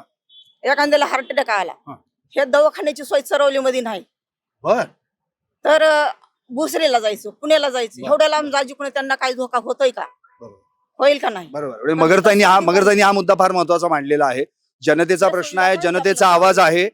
या ठिकाणी दवाखान्याची सुविधा हवी. जर एखादं काही मोठं काहीतरी जर घडलं असेल कोणाच्या बाबतीत तर त्याला भोसरीला जावं लागतं. हा तर त्याच्यावर काय उपाय काय त्याच्यावर उपाय काय तुम्हाला काय करता येईल. करताय मी अजून तर काय केलं नाही पण करावं. नाही, आता तुम्ही सुविधा पक्ष करावी. तुम्हाला जर तिकीट दिलं तर तुम्ही त्या पक्षाच्या करणार. माध्यमातून जाणार बोलल्यावर करावं लागेल ना. हो, मग करणार. काय करणार तुम्ही काय करणार. तिथं दवाखाना तयार करणार बरं. तयार आपल्या चरवलीमध्ये असाही पाहिजे दवाखाना बरं. हेच मागणी मागणार. आणखी तुमची कुठली समस्या आहे जी तुम्हाला सोडावीशी वाटते. मला सोडवायचं असेल मुलांसाठी लहान मुलासाठी ग्राउंड नाही गार्डन नाही ही पण असं पाहिजे चरवलीमध्ये हे माझी इच्छा आहे. या ठिकाणी लक्ष्मीताईंनी अतिशय महत्वाचा मुद्दा मांडलेला आहे. दवाखाना असणं गरजेचं आहे. रुग्णांना ऐनवेळी इमर्जन्सीसाठी जर पुणा भोसरी या ठिकाणी जावं लागत असेल तर नेमकं काय करणार. पण अर्थात त्यांनी पक्ष कोणता आम्ही कोणत्या पक्षातून निवडणूक लढवणार हे गुलदस्त्यात ठेवलेलं आहे. पण समस्या सोडवणार जनतेसाठी माझा लढा आहे जनता हाच माझा पक्ष आहे असं त्यांनी क्लिअर केलेलं आहे. आता मी आणखी एक नव्या इच्छुक उमेदवारांकडे जाणार आहे त्यांच्याशी संवाद साधणार आहे. या ठिकाणी सगळ्याच जास्तीत जास्त महिलांची संख्या आहे. एक वहिले जे आहेत ते मला पहिले असे पुरुष उमेदवार इथे या ठिकाणी भेटले की जे त्या ठिकाणी महिलांच्या व्यतिरिक्त त्यांनी या ठिकाणी आपली समस्या मांडण्याचा प्रयत्न केला. ताई आपलं नाव काय कोणत्या पक्षाकडून आपण इच्छुक आहात. माझं नाव सौभाग्यवती प्रीती प्रमोद तापकीर. मी भाजप पक्षाकडून उमेदवारी मागू इच्छिते आहे. अच्छा, भाजपच का. हो, भाजप. आता इथे फक्त केशरताई फक्त एक पक्ष राष्ट्रवादी भाजप, म्हणून आहे. पक्ष भाजप म्हणण्यापेक्षा हा. पक्ष आमचा दादा म्हणजे महेश दादा. अच्छा म्हणजे आम्ही चरोली मतदार अनेक, म्हणजे हा जो सगळा मतदारसंघातच येतो दादांच्या चरोली महेश सगळा दादांच्या मतदारसंघामध्ये येतो. महेश दादांच्या माध्यमातून असंख्य कामं या ठिकाणी झालेली आहेत आणि आता असंच आहे की दादांसोबत थांबते. बर, बर. मग दादा कोणत्याही पक्षात असू देत तो पक्ष आमचा. आता तरी सध्या दादा भाजपमध्येच आहे. मग तसंच निश्चित झालं भाजपच टाकतो. बरं आता मला असं म्हणायचं की तुम्ही 2017 ते 2022 यात जो काही सगळा भाजपनी सत्ता उपभोगल्याचा प्रवास पाहिलेला आहे कामं पाहिलेली आहेत भाजपची तरी देखील अजून अशा काही समस्या जाणवत आहेत ज्या सोडवण्यासाठी पक्ष कमी पडला असेल आपले कार्यकर्ते किंवा माणसं कमी पडली असतील आपले प्रतिनिधी कमी पडले असतील किंवा मग सरकारच्या माध्यमातून तितकं पाठबळ मिळालं नसेल असं वाटतंय की ही समस्या आहे जी खरंच आम्ही मागच्या वेळी सोडवली नव्हती पण यावेळी सोडवण्यासाठी प्रयत्न करू. समस्या म्हटलं, जोपर्यंत माणूस आहे तोपर्यंत समस्या अरे आहे. म्हणजे तोपर्यंत निवडणुका आहेत, तोपर्यंत उमेदवार आहेत, आणि- तोपर्यंत मतदार आहेत, आहे. तोपर्यंत आम्ही पुन्हा निवडून येणार आहोत, तोपर्यंत समस्या ह्या कोणत्याच व्यक्तीसाठी संपूर्ण संपलेल्या नसतात. रस्ता झाला तर पाणी नसतं, पाणी मिळालं तर लाईट नसते. अशा असंख्य वाड्या वस्त्या आहेत की ज्या ठिकाणी काही ना काही बेसिक समस्या अपूर्ण असतात, आहेत, त्या पूर्ण होणं गरजेचं आहे. मग याला कारणीभूत पक्ष म्हणू शकत नाही, परिस्थिती म्हणू शकत नाही, पण असं असतं ना की एखादं गोष्ट त्याच वेळेला कधी कंप्लीट होते असं नाहीये. काही गोष्टीला अवधी लागतो, काही गोष्टीला त्यामध्ये इलेक्शन लागतं. मग एखाद्या गोष्टीचं टेंडर पास व्हायला वेळ लागतो, एखाद्या गोष्टीला एखाद्या मंत्र्यांची सही अपूर्ण असली. बरोबर. आता नाही नाही ताईंना काय म्हणायचं मला स्पष्टपणे पहिले जनतेला पण क्लिअर करायला पाहिजे, कारण की त्या इच्छुक आहेत त्या जनतेतून निवडून येण्यासाठी. ताईंचं आणि आता स्पष्ट त्यांनी सांगितलं की मुळात समस्या त्या कधीच संपत नसतात. त्या समस्या तर माणूस आहे तोपर्यंत समस्या चालूच राहणार. पण समस्या आहेत म्हणून निवडणूक आहेत, बरोबर ना? म्हणजे साधी गोष्ट आहे ना. समस्या सोडवण्यासाठी निवडणुका घ्यायला पाहिजेत, निवडणुकीसाठी माणसं निवडून यायला पाहिजेत, त्यासाठी पक्ष असले पाहिजेत. मग हा जर सगळा जो सायकलचा भाग आहे हा चालू राहिला तर ज्या जनतेसाठी एवढं सगळं करतोय त्या जनतेला समस्यापासून दूर केलं पाहिजे, हा पण विचार महत्वाचा आहे ना. तो सोडवण्यासाठी काय करावं लागेल? समस्यांचा विचार महत्वाचा आहे, म्हणून तर लोकप्रतिनिधीने आपण निवडून देतो. हा. कारण प्रत्येक जण पालिकेत जाऊन आपली दाद मागू शकत नाही, प्रत्येक जण हंडे मोर्चे घेऊ शकत नाही, प्रत्येक जण रस्त्यासाठी प्रश्न मांडू शकत नाही. म्हणूनच लोकप्रतिनिधी निवडून मग देतात. आता या प्रभागात कोणती आहे समस्या? समस्या बघितलं तर आमचा हा प्रभाग वाड्या वस्त्यांचा प्रभाग आहे. बरोबर. 12 वाड्या 12 वाड्या 13वं गाव गाव. असा हा प्रभाग आहे. मग प्रत्येक वाडी वस्तींचा छोटा मोठा समस्या हा आहेतच. काही ठिकाणी रस्ते अपूर्ण, अजून ड्रेनेज लाईन नाहीये, काही ठिकाणी लाईटची समस्या आहे. म्हणजे समस्या परिपूर्ण कोणत्याच नाहीये. त्याच्यामुळं आता जर तुम्ही बघितलं 2017 नंतर इलेक्शनच झालं नाही, 2022ला होणं गरजेचं होतं, ते झालेलं नाहीये. त्याच्यामुळे समस्यांचा निश्चित म्हणजे 22ला जर या पुन्हा निवडणुका व्यवस्थित झाल्या असत्या तर कदाचित आता काही समस्या संपल्या देखील असत्या. 100%. कारण प्रतिनिधी त्या सभागृहामध्ये जो आवाज उठवणं गरजेचं आहे तो कुठेतरी मग प्रशासनाच्या हातात असलं की त्याला नाही म्हटलं तरी शासनाच्या नियमावली लागू जाते. मग त्यांच्या नियमाच्या आराखड्यामध्ये आपल्याला जेवढ्या हक्कानी न्याय मागणं आता मी गरजेचं आहे. काही उमेदवारांशी इच्छुक उमेदवारांशी चर्चा केली तर त्यांचं असं म्हणणं आहे की दूषित पाणी येतं, दिवसा आड पाणी येतं, महिला सुरक्षितता हा देखील एक महत्वाचा मुद्दा आहे. तर या संदर्भात देखील आपण विचार करायला पाहिजे. 5 वर्ष आपण सत्तेत होतोच की. 100% आहे. मग हे मुद्दे सगळे आहेतच ना. हा ना. ह्या मुद्द्यांपासून आपण बाजूला नाहीच आहे. मग ते सोडवण्यासाठी हे सोडवण्यासाठीच हं. इलेक्शन होणं गरजेचं आहे. लोकप्रतिनिधी म्हणून त्या ठिकाणी जाणं गरजेचं आहे आणि त्या समस्या प्रखरपणे मांडणं गरजेचं आहे. बरं, आता तुम्ही महापालिकेत गेलात आणि या प्रभागाच्या नगरसेविका म्हणून निवडून आलात, तर मग आता तुम्ही कोणती समस्या सोडवण्यासाठी पहिल्यांदा विचारात घ्या? सगळ्यात पहिलं जसं तुम्ही आता म्हटलात, महिलांचं च्या बाबतीत जे काही निर्णय आहेत, आज आमची महिला ह्या चौकामध्ये जर उभं राहायचं असेल तर तिला अनेकदा विचार करावा लागतो की कोणता पुरुष येईल आणि आपल्याला म्हणेल चल गाडीवर बस. तुमचं नाव काय म्हणालात? आत्ताची प्रीती तापकीर. या ठिकाणी प्रीती तापकीर ताईंनी एक महत्वाचा मुद्दा मांडलाय. जर या चौकात सुद्धा एखादी महिला बिचारी आपली लाडकी बहीण उभी असेल तर ती इतकी अनसिक्युअर फील करते स्वतःला की काय होईल पुढच्या मिनिटालाही तिला सांगता येत नाही. आणि अशा परिस्थितीत जर ही सगळंच याच पद्धतीने पुढे चालू राहिलं तर महिलांच्या सुरक्षिततेचं काय हा प्रश्न उपस्थित होतो. आणि प्रीतीताईंनी बरोबर त्या महत्वाच्या मुद्द्याला हात घातला.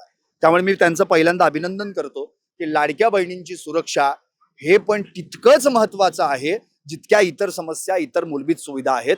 कारण की सध्या महाराष्ट्रामध्ये लाडकी बहीण कुठे सुरक्षित आहे हे सांगा अशी परिस्थिती आहे. त्यामुळे प्रीतीताई, याच मुद्द्यावर आता जे काही तुम्ही उत्तर दिलं त्याच्यावर एक असं पण सोल्युशन द्या जे सोल्युशन तुमच्या माध्यमातून इथल्या चरोलीतल्याच नव्हे प्रभागातल्या प्रत्येक महिलेला मिळेल आणि ती कुठेही जरी कुठल्याही वेळी उभी असली तरी तिला इतकी खात्री असली पाहिजे की मी सुरक्षित. निश्चितपणानं हे होणं गरजेचं आहे. ज्या ठिकाणी एक मुलगी, एक महिला, एक आजी, इवन दॅट आजी, म्हणजे ज्या नराधमांना ज्या गोष्टी करण्यासाठी त्यांना वयाची काही मर्यादा नाही. त्यांना 3 वर्षाची मुलगी चालते आणि 80 वर्षाची म्हातारी सुद्धा चालते.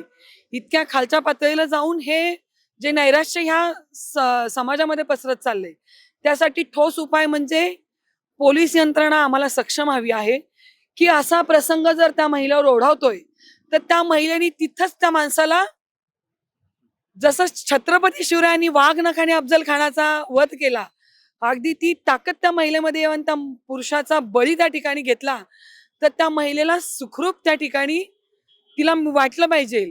मग तिला पुन्हा कोर्टाच्या कचेऱ्या, पुन्हा ह्या गोष्टी जर होत असेल तर मग त्या महिलेनी स्वतःचा बचाव करायचा का नाही, का त्या नराधामाच्या हाती स्वतःला सोपून द्यायचं, हा एक प्रश्न. त्याच्यामुळे पोलीस यंत्रणेनी याच्यावर मला असं वाटतं प्रामुख्याने काम करणं गरजेचं आहे.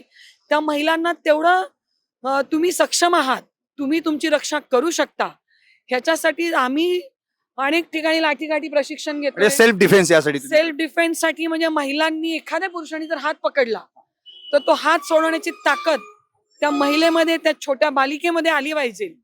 यासाठी लाठीकाठी प्रशिक्षण असू देत किंवा सेल्फ डिफेन्स.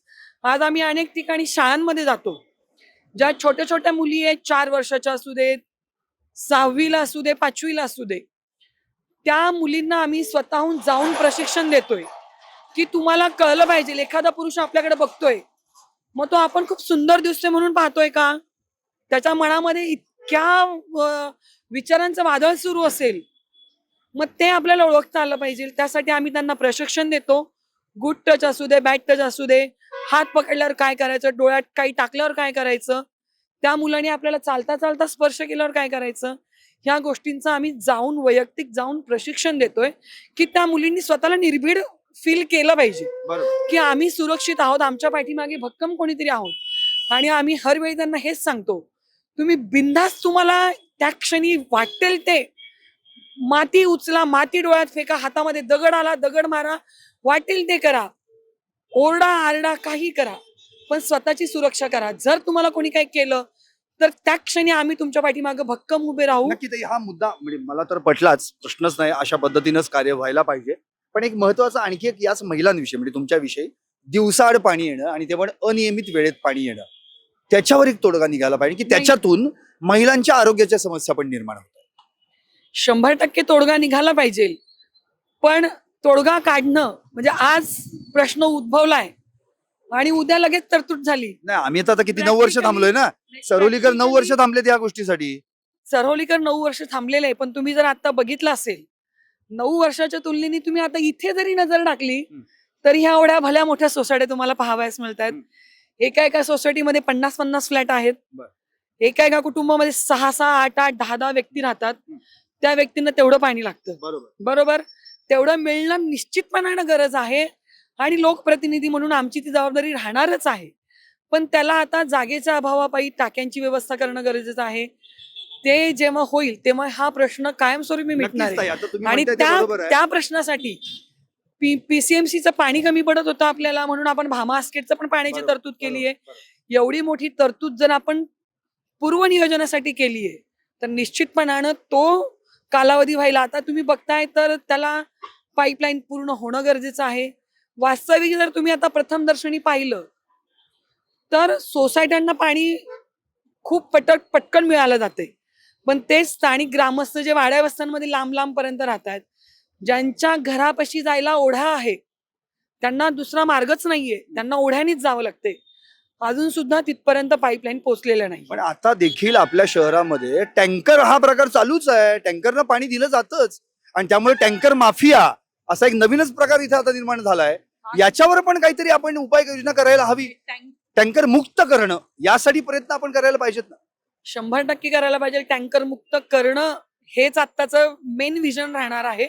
कारण जसं तुम्ही बघताल 1997 वगैरे, आता एक साधारण 20-25 वर्ष झालं पीसीएमसी मध्ये जाऊन, तेव्हाची जनगणना पाहिली आणि आत्ताची जनगणना पाहिली, मतदानाच्या कैक पटीने लोक राहत आहेत. सगळ्यांनीच नावं लावली अशी नाही, काही जण राहायला इथे आहेत पण मतदान गावी असतं. त्यामुळं आम्ही त्यांना असं नाही म्हणू शकत तुमचं मतदान इथे नाहीये मग आम्ही तुम्हाला पाणी का द्यायचं. त्याच्यामुळे हा प्रत्येक का पर्यंत नक्की, नक्की. पोहोचणं मला मला मला तुमचा मुद्दा लक्षात आला प्रीतीताई. मला आणखी एक उमेदवाराकडे जायचंय, पण मला एक म्हणायचं आहे प्रीतीताई, हा टँकर माफिया किंवा याच्यामुळे जी आता सगळी परिस्थिती निर्माण झालेली आहे, सोसायट्या आणि त्यांना पाणी पुरवण्याची ती पाईपलाईन, तिथून पाणी येणं, या सगळ्या गोष्टी. पण आजही समीकरण जर आपण छोटीशी एक नजर टाकली, समजा 6,000 सोसायट्या आहेत, 900 रुपये टँकरला एका द्यावे लागतात. 6,000 गुणिले 954,000 एका दिवसाचे होतात. महिन्याचा हिशोब केला तर 16,40,00,000 होतात आणि वर्षाचा केला तर 194,20,00,000 होतात. आता एवढा सगळा जर हिशोब केला तर 200 कोटींमध्ये धरणपीठ बांधता येईल अशी अवस्था होईल. म्हणजे सगळं हे जे काय आहे हे टँकरवाल्यांच्या घशात जातं.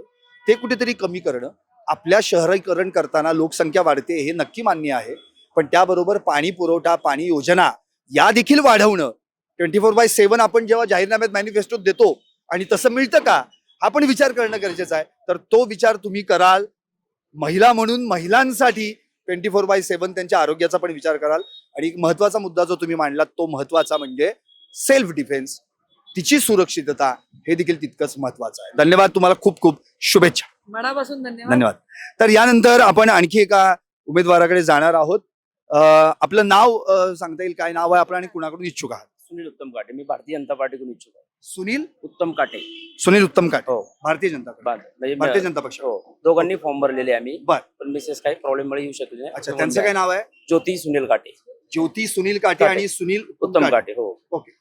तुम्ही मुळात कोणत्या समस्येवर जास्त लक्ष केंद्रित कराल की या समस्येला पहिल्यांदा हात घातला पाहिजे, ती सोडवली पाहिजे? आता 100% आपण जर आता पाहिलं असेल तर पाणी जो समस्या आहे खूप मोठी आहे आपल्या भागात. तर महेशदादांच्या नेतृत्वाखाली आपण आज एक टाकी या स्पाईन रोडला उभी केलेली आहे, दुसरी टाकी बोर्डी वस्तीला झाली. दोन्ही टाक्यांची कामं पूर्ण झालेली आहे. तर त्या माध्यमातून पाण्याची समस्या निश्चितच आज कमी होईल. चरवली भागात पाहिलं तर आज जवळजवळ 165 ते 70 सोसायटी आहेत छोट्या मोठ्या मिळून. तर पाण्याचा प्रश्न आम्हाला रोज फोन येतात, इथं पाणी कमी आहे, इथं पाणी काही गरज चढावर आताच मी म्हटलं ना टँकरचाच विषय सगळा. 100%. पण दादांच्या माध्यमातून ते आता निश्चितच येणार 1-2 महिन्यामध्ये तो प्रॉब्लेम 100% सॉल्व्ह होईल आणि पाणी सर्व चरवलीच्या नागरिकांना 100% मिळेल याची खात्री आम्ही देतो. बरं, आता ज्योतिताई आणि तुम्ही दोघेही उभे आहात, दोघंही उभे राहणार आहात का एकालाच तिकीट मिळणार म्हणून एक? दादा संधी देतील, आम्ही त्याचा स्वीकार करून पुढे जाणार. म्हणजे दोघांपैकी एक असणार एवढं नक्की? हो, नक्की. हो. आता मला फक्त तुम्हाला शेवटचा प्रश्न विचारायचा आहे, तुमचं विजन नेमकं काय आहे या प्रभागासाठी? या प्रवासासाठी पाणी तर ही समस्या सगळ्यांची आहे, नंतर रस्ते असतील आणि महिलांचा जो विषय आहे. पण तुम्हाला मी सांगू इच्छितो, ज्या 2017 नंतरची सत्ता आली भारतीय जनता पार्टीच्या भागामध्ये, तर दादांच्या नेतृत्वाखाली आज म्हणजे 2017 पासून आजपर्यंत हे काही असा अनुचित प्रकार ह्या रोड इकडे कुठं घडलेला नाहीये, ते मी तुम्हाला ग्वाही देतो. आणि त्यात जे महिला सुरक्षिततेचा प्रश्न आहे, निश्चितच महिला या भागात सुरक्षित आहे, काही प्रॉब्लेम नाहीये. आणि तसं आम्ही सर्व प्रतिनिधी मिळून या भागात काम करत आहोत. पोलीस प्रशासनावर आमचा सर्वांचा कंट्रोल आहे, आम्ही त्यांच्या फॉलोअप मध्ये असतो. त्यामुळं महिलांचा काही इथं या भागात काही सुरक्षितेचा विषय नाहीये. रस्ते असतील, पाणी, ड्रेनेज. महिला सुरक्षित नाहीत असं तुम्हाला इथं म्हणायचं? सुरक्षित आहेत असं आहेत, महिला सुरक्षित आहेत, त्यावर आम्ही काम करत आहे. पण तुम्हाला असं वाटतं की अजूनही तेवढी सुरक्षितता नाही जेवढी सुरक्षितता आपण त्यांना द्यायला हवी? आता वाढत्या डेव्हलपमेंटनुसार पोलीस, आता एक पोलीसच आपलं ह्याला प्राईड वर्ल्ड सिटीचे तिथे एक पोलीस चौकीचं दादांच्या माध्यमातून आम्ही केलेलं आहे, ते सुद्धा आता पूर्णत्व येईल, ते सुद्धा चालू होईल. अशा बऱ्याच गोष्टी. आणि जसं डेव्हलपमेंट होत आहे तसं जशी गरज आहे तसे पोलीस स्टेशन असेल, आता फायरचं आताच हे ओपनिंग झालेलं आहे, नंतर MSCBचं आता स्पाईन रोडला प्राईड वर्ल्ड सिटीच्या तिथं पण चालू केलं आहे. 5 एकर दादांनी आरक्षण मिळून दिलेलं आहे. असं बस डेपोचं इलेक्ट्रिकचं पण तिथे झालेलं आहे. असं जसं डेव्हलपमेंट होईल तशा सुधारणा होत आहेत. पण निश्चितच या भागात चांगले दिवस येत आहेत दादांच्या माध्यमातून आणि आम्ही सर्व प्रतिनिधी मिळून काम करत आहोत. ठीक आहे काटे साहेब, तुम्हाला खूप खूप शुभेच्छा. ज्योतिताई असतील, तुम्ही असतील, तुम्हाला ज्याला कोणाला तिकीट मिळेल त्यांनी या चरोली प्रभागाचा विकास करावा एवढीच आमची इच्छा आहे. काय नाव आहे आपलं? नेमानंद राजगे. कोण उभं राहणार आहे नक्की तुमच्यापैकी? हा, काय नाव आहे आपलं? तुम्ही मागे या, तुम्ही पुढे या. पण बोलणार नाही. काय नाव आहे? उभे ते राहणार आहेत ना? हो, पण त्यांना प्रभागाची माहिती नाही. मला एवढंच म्हणायचं आहे, इच्छुक उमेदवार ते आहेत का? ते आहे, पण त्यांना थोडं तरी बोलता येईलच ना. आता उमेदवार, तुम्ही जर उमेदवार उभा करताय आणि त्यांना बोलताच येत नसेल तर जनता काय ऐकणार त्यांच्याकडनं? बरोबर ना? म्हणजे जनतेसाठी देताय तुम्ही त्यांना उमेदवार, नक्कीच बरोबर है ना? प्रॉम्प्टर म्हणून तुम्ही नक्की थांबा, पण त्यांना बोलू द्यात. हा, पुरुषांनी महिलांचा आवाज अजूनपर्यंत दाबलेलाच आहे कायम. दाबायचं नाही म्हणून ते तिला नाही ना, मग उभा करा, बोलू देत त्यांना. हा, तुमचं नाव काय? जानवी नेमानंद राजगे. जानवी नेमानंद राजगे. मोठ्याने बोला. जानवी नेमानंद राजगे. राजणे राजगे. राजगे. ओके. जान्हवीताई, तुम्हाला खूप खूप शुभेच्छा पहिल्यांदा की तुम्ही या प्रभागामध्ये उभं राहण्यासाठी इच्छुक आहात. कोणत्या पक्षाकडे इच्छुक आहात? अजून तर काय कोऑर्डिनेट केलेलं नाही. अरे मग काय अपक्ष का काय? नाही, अपक्ष तर नाही मग? पण सध्या चालू आहे म्हणजे कुठल्या पक्षातून नाही आहे. नाही. बरं ठीक आहे. तुम्ही ज्या पक्षाकडून इच्छुक आहात त्याबद्दल मला काही सांगू नका, पण मुळात जर तुम्हाला तिकीट मिळालं जो तुमच्या मनात पक्ष आहे त्या पक्षाकडून, तर इथे पहिल्यांदा कोणत्या समस्या सोडवण्यासाठी प्रयत्न करा? पहिले सगळ्यात आधी जर आम्हाला समस्या सोडवायची असेल तर चेंबर लाईनची. चेंबर लाईनची. कारण आमच्या दारासमोर आहे, आमचं चरवलीमध्ये ना बंगला आहे. बर. समोर अशी ड्रेनेज आहे, खूप मोठी ड्रेनेज आहे, पण ते ड्रेनेज पावसाळ्यामध्ये पूर्ण चेंबरचं पाणी, पूर्ण चेंबर मधनं पाणी दरवाज्यातनं जातं. बर. ती सगळ्यात मोठी समस्या आम्हाला पहिली सोडवायची. चरोली गावठाणामध्ये सर्रास समस्या आहे की जे चेंबर लाईन आहे ते साधारणतः जवळजवळ 2007 ते 2012 मध्ये नगरसेवक होऊन गेले. तर त्यांच्या काळामध्ये ह्याच्या ड्रेनेज लाईन झाल्या होत्या, त्या एकदम अगदी छोट्या अख्ख्या गावठाणामध्ये 12 वस्त्यांमध्ये, म्हणजे जेणेकरून जर पाण्याचा पाऊस जर पडला तर असं जेणेकरून आहे ना परत चेंबर पण अक्षरशः महिलेसारखं असं एकदम सिवेज वॉटर आहे सगळं. ओके. खूप घाण वेस्टेज पाणी बाहेर येतं. अक्षरशः त्यात पाय सुद्धा ठेवू शकत नाही. ती एक प्रामुख्याने चर्चा आहे, म्हणजे ते म्हणजे अख्ख्या 12 वाड्या सगळ्यात अख्ख्या गावातलं, कारण की तो मेन सगळ्यात महत्वाचं म्हणजे गावचा मुख्य प्रश्न ते, कारण की येणार सगळं पाणी गावामार्फत नदीलाच जात. तो समस्या जी आहे ती सोडवण्यासाठी तुम्ही प्रयत्न करणार आहात. तो एक प्रश्न आहे. आणि राहिला सगळ्यात महत्वाचा मुद्दा म्हणजे 1996 ला जेव्हा पंचायत समिती झाली ती, त्याच्यानंतरून आता ह्या माझ्या चरोली गावामध्ये म्हणा किंवा मोशी म्हणा, दिघी म्हणा, डुडुळगाव म्हणा, या भागामध्ये अनुसूचित जातीला आहे ना लोकप्रतिनिधित्व करण्याची संधी भेटलेली नव्हती, आणि ती संधी आता जवळजवळ 33 वर्षांनी भेटलेली आहे. तर त्या संधीचं आहे ना नक्कीच सोनं करेल आम्ही. म्हणजे साधारण आतापर्यंत जी तुम्हाला सगळ्यात भेसवण्याची समस्या जी तुम्ही मगाशी चेंबरची सांगितली, मला एक असं म्हणायचं की या प्रभागामध्ये दूषित पाणी येतंय असं आता बऱ्याच जणांनी सांगितलं. नक्कीच. बरं, नुसतं पाणी देत नाही, वहिनी जान्हवीताई दिवसाआड काहीतरी पाणी येतं, खूप आहे, तर त्याच्याबद्दल काय, त्याबद्दल तुम्ही काय, आता तो तर प्रश्नाचं उत्तर ताई व्यवस्थित देऊ शकते, मी त्यांना विचार. कारण कसं आहे माहितीये का, आता चरवली गावामध्ये सध्या तर 2 टाक्या आहेत, पण बिल्डिंग असल्यामुळं पाणी कमी पुरवठा येतं. कारण एका बिल्डिंगला 50-50, 60-60 फ्लॅट आहे, त्याच्यामुळं पाणी काय व्यवस्थित पुरवल्या जात नाही, आणि प्रत्येकाला पाण्याची गरज आहे. पाणी खराब येतं, त्याच्यासाठी किती लिक्विड आपण वापरले तरी शेवटी तळाला जी घाण बसतीये ती हांड्यामध्ये सगळी दिसते. ऍक्वाचं पाणी तरी आपण किती वापरणार, किती पाणी विकत आणणार आपण, एवढी तर म्हणजे आपली जरी ऐपत असेल अगदी तरी व्यवस्थित तुम्ही मुद्दा मांडला. गरिबांचा तो हेतू नाहीये. आणि ते जर दूषित पाणी पिऊन साहजिकच आरोग्याची समस्या निर्माण होणार. छोटी छोटी बाळ आहेत, त्यांनाही ते हानिकारक. आता पाठीमागे त्याच्यामुळे लहान मुलांना सर्दी, ताप, खोकला खूप समस्या वाढल्या होत्या. अक्षरशः आमची मुलगी मनकेकर हॉस्पिटलमध्ये एक टाइमची फी 1000 रुपये देतो फक्त चेक करायची. ते तुम्हाला परवडतंय म्हणून ठीक आहे, हो बाकीच्या सर्वसामान्य गरिबांनी काय करायचं? नक्कीच. बाकीच्यासाठी अजून एक उत्तम संकल्पना आहे की जसं आकुर्डीमध्ये जो एक मोठा दवाखाना आहे, त्यानंतर भोसरीमध्ये दवाखाना आहे, आणि सरोलीत नाहीये का? ऐकून तर घ्या ना सर. सरोलीत नाहीये का? मगाशी तर ताई म्हणाले सरोलीत दवाखाना नाहीये म्हणून. सरोलीत मोठा दवाखाना नाही, त्याच्यानंतर जसा दवाखाना पिंपळे गुरव म्हणजे मोठा दवाखाना आहे, तसा दवाखाना म्हणजे मला असं वाटतं की माझ्या चरोली प्रभागामध्ये यावा, कारण वाढची लोकसंख्या आहे, त्यानुसार तो एक मोठा दवाखाना व्हायलाच पाहिजे. आणि राहिला दुसरा प्रश्न म्हणजे की आता इथं ज्या माझ्या प्रभागामध्ये बहुजन समाजाच्या ज्या माता भगिनी असतील त्यांना दवाखान्यासाठी एक तर ससूनला जावं लागतं, नाही तर महत्वाचं म्हणजे यशवंतराव चव्हाण हॉस्पिटलला जावं लागतं, आपलं वायसीमला, नाही तर भोसरीत जावं लागतं. पण केव्हा काय होतं, आता लोकसंख्या एवढी वाढली की जाता भोसरीमध्येच खूप ट्रॅफिक लागतं. तर त्याच्या आधारे चरोली, डुडुळगाव, मोशी आणि कालांतराने जोडणारा आमचा दिघी भाग, मग ह्या लोकसंख्येनुसार इथे एक प्रशस्त आहे ना एक दवाखाना हो, ही आमची प्रामुख्याने मागणी असणार, आणि एक प्रसूतीगृह देखील व्हावं ही एक आमची प्रामुख्याने मागणी असेल. नक्कीच. या ठिकाणी जान्हवी राजगे या इच्छुक उमेदवार आहेत, त्यांचे पती देखील आता आपल्या सोबत होते, त्या दोघांनी हे स्पष्ट केलेलं आहे. एकतर इथे चेंबरचा प्रश्न आहे, त्याचबरोबर दवाखाना नाहीये, इमर्जन्सीला आम्हाला कुठेतरी वायसीएम, भोसरी, पुणा या ठिकाणी पेशंट्सला न्यावं लागतं. प्रसूतीगृहाची देखील या ठिकाणी व्यवस्था नाही, आणि सगळ्यात महत्वाचं म्हणजे दूषित पाणी. आपण आता आणखी एका इच्छुक उमेदवारांशी संवाद साधणार आहोत, आणि या प्रभाग क्रमांक 3 मधल्या समस्या काय आहेत, नेमकं त्यांचं विजन काय आहे हे आपण जाणून घेणार आहोत. ताई, आपलं नाव काय आणि आपण कोणत्या पक्षाकडे इच्छुक आहात? माझं नाव रजनी निखिल भोसले, मी राष्ट्रवादी या पक्षाकडून इच्छुक आहे. राष्ट्रवादी कोणता म्हणजे तेही आम्हाला क्लिअर करा. अच्छा, बर. आता इथे या प्रभागामध्ये अशा नेमक्या कोणत्या समस्या आहेत ज्या सोडवण्यासाठी उद्या जर तुम्ही महापालिकेत नगरसेवक म्हणून गेलात तर ती पहिल्यांदा हाती घ्याल, ही समस्या मला सोडवायची. पहिल्या तर समस्या ही आहे की पाण्याची व्यवस्था तर व्यवस्थित नाही, कारण की पाणी एवढं घटूळ पाणी येते की आम्हाला पाणी विकत घेऊन आम्ही पाणी पितोय. लहान मुलं आजारी पडतात. ते पहिला हा पाण्याचाच प्रश्न आहे. नंतर आपले रस्ते, लाईट नाही येत रस्त्यांवर. आता बिबट्या वगैरे म्हणून सगळी माणसं घरामध्येच बसलेली आहेत. लाईटी, परत ड्रेनेजचा प्रॉब्लेम आहे, ड्रेनेज तुंबलेले वगैरे आहेत, असे भरपूर प्रॉब्लेम आहेत. आता मी जोपर्यंत सर्वे करते तोपर्यंत आम्हाला हेच कळत आलं की रस्त्यांवर लाईटीच नाहीयेत, प्रत्येक ठिकाणी लाईट नाहीये, पाण्याची व्यवस्था नाहीये. त्यामुळे मी पहिलं पाण्याची व्यवस्था आणि लाईट हे वगैरे करेल. म्हणजे गढूळ पाणी इथे या ठिकाणी जास्त येत असेल. म्हणजे अनेक महिलांनी या ठिकाणी सांगितलं की दूषित पाणी येतंय म्हणून. दूषित पाणी येते कारण की माणसं विकत पाणी आणून पितात आहे. आपण पाणीपट्टी भरून सुद्धा आम्हाला विकत पाणी प्यायची वेळ येते. त्याच्यामुळे लहान मुलं सुद्धा आजारी पडायला लागले. आम्ही सुद्धा, म्हणजे मी पण सुद्धा, आम्ही विकतच पाणी घेतोय. आणखी एक अंशी जर कोणती समस्या याची भेडसावतीये की जी समस्या सुटली तर किमान चरवतीतील या प्रभाग क्रमांक 3 मधील नागरिकांना एक आनंद होईल, अशी कोणती समस्या सोडवावीशी वाटते? आमच्या प्रभागामध्ये लहान मुलांना खेळण्यासाठी ग्राउंड नाहीये. लहान मुलं आता मोबाईलचा जास्त उपयोग करतात की त्यांना बाहेर नेला जागाच नाही आपल्या प्रभागामध्ये. मुलं ग्राउंड मध्ये खेळली तर त्यांना पण छान वाटेल ना जरा. मुलं मोबाईल पासून थोडी वेगळी राहतील.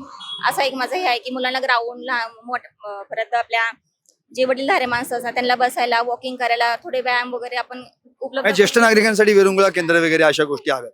बरं, आपलं नाव काय म्हणाला? माझं नाव रजनी निखिल भोसले. तर या होत्या रजनीताई भोसले, ज्यांनी स्पष्ट केलेलं आहे की मी राष्ट्रवादी काँग्रेस म्हणजे अजित पवारांच्या पक्षाकडून इच्छुक आहे. या ठिकाणी दूषित पाणी ही सर्वात मोठी समस्या आहे. या पाण्यामुळं लहान मुलं देखील आजारी पडतायत, मोठ्यांना देखील त्याचा त्रास उद्भवतोय. शिवाय ज्येष्ठ नागरिकांसाठी या ठिकाणी विरंगुळा केंद्र अपेक्षित आहे. लहान मुलांना खेळायला देखील मैदानं नाही आहेत. यासाठी जर मी उद्या नगरसेविका बनून महापालिकेत गेले तर निश्चितपणे या प्रभागामध्ये विद्यार्थ्यांसाठी, लहान मुलांसाठी मैदानं, ज्येष्ठ नागरिकांसाठी विरंगुळा केंद्र आणि महत्वाचं म्हणजे दूषित पाण्याचा विषय मिटवल्याशिवाय राहणार नाही. धन्यवाद आणि खूप खूप शुभेच्छा. आणखी काही इच्छुक उमेदवार आहेत, आपण त्यांच्याशी संवाद साधणार आहोत. अर्थातच हे नाव काही या प्रभागामध्ये किंवा चरोलीमध्ये काही नवीन नाहीये. त्या पहिल्यांदा त्यांच्याकडनंच आपण जाणून घेऊयात त्यांची नेमकी भूमिका काय आहे, ते कोणत्या पक्षाकडून इच्छुक आहेत आणि अर्थातच त्यांच्या समस्या इथल्या आणि त्यांचं विजन याबद्दल पण आपण जाणून घेणार आहोत. आपलं नाव काय सांगा सुरुवातीला आणि आपण कोणत्या पक्षाकडे इच्छुक आहात? नमस्कार, माझं नाव योगेश बबन तळेकर, राहिला डुडुळगावला आहे. बीजेपी पक्षाकडनं मी इच्छुक उमेदवार म्हणून या ठिकाणी प्रभागात काम करतो. अच्छा, सोबत वहिनी पण आहेत. मग वहिनी पण उभं राहणार आहेत का काय? वहिनी तुम्ही पण इच्छुक आहात का? नमस्कार. सर्वप्रथम मी एपीसीएमसीचे धन्यवाद मानते, इथे आमच्यासाठी इथपर्यंत आले आणि भाजपाकडनं आम्ही इच्छुक उमेदवार आहोत. तुमचं नाव सांगा. माझं नाव सरिता योगेश तळेकर. मग तुम्ही दोघेही इच्छुक आहात का कसं काही? म्हणजे यावेळी 2 तिकीट मिळाली तर दोघंही किंवा 1 मिळालं तर 1, म्हणजे नेमकं काय? 1 मिळालं तर नक्कीच 1, 2 मिळालं तर नक्कीच 2. म्हणजे दोघांपैकी 1 तर नक्की आहे. बर, ठीक. दोघंही भाजपकडून इच्छुक आहेत, योगेश दादा तळेकर आणि सरिताताई तळेकर. चरोलीमध्ये हे जे नाव आहे किंवा त्यांचं समाजकार्य काय आहे हे मी सांगण्याची गरज नाही. प्रभाग क्रमांक 3 मध्ये जवळपास सर्वांनाच हे माहिती आहे. पण मूळ मुद्दा हाच राहतो की इथे या प्रभागामध्ये ज्याला आपण चरोली, मोशी, गावठाण, वडमुखवाडी, चोविसावाडी, डुडुळगाव एवढा मोठा सगळा 12 वाड्या 12 गावं 13 वस्त्या अशा काही सगळ्या मिळून जे काही झालेलं आहे, तिथे समस्या अत्यंत भेडसावणाऱ्या आहेत. ज्यामध्ये पहिला प्रश्न येतो तो म्हणजे दूषित पाण्याचा. योगेशजी, जेवढ्या उमेदवारांच्या मुलाखत मी आता घेतल्या त्यात प्रामुख्यानं महिलांनी दूषित पाण्याचा प्रश्न उपस्थित केला. हे सत्य आहे का या ठिकाणी अशी परिस्थिती आहे? प्रभाग क्रमांक 3 जर पाहिला भौगोलिक परिस्थितीने, हा थोडा समविषम प्रकारचा आहे. म्हणजे याच्यामध्ये प्रभाग क्रमांक 3 मध्ये हा मोशी, डुडुळगाव, सरोलीमधील तुम्ही जसं सांगितलं तसं 12 वाड्यात 13वं गाव आणि गंधर्वनगरी, साईनगरी पासून पुढं तुमचा 52 खोल्याचा एक भोसरीचा काही एरिया आपल्यामध्ये मोडतो. आता बऱ्याच लोकांचं म्हणणं की पाणी दूषित येते. तर याच्यामध्ये पाणी हे आता हे पूर्वीची याच्यातली अडचण आहे आपली. आता पाणी हे आम्हाला इथे आंध्रा भामासखेड मध्ये येते पाणी आत्ताच. कधीतरी तिकडनं जर पाण्याचा जर तुटवडा पडला तर आपण दुसरीकडनं पाणी घेत असतो. आणि दूषित पाणी येण्याचा हे पर्टिक्युलर एखादा एरिया असतो.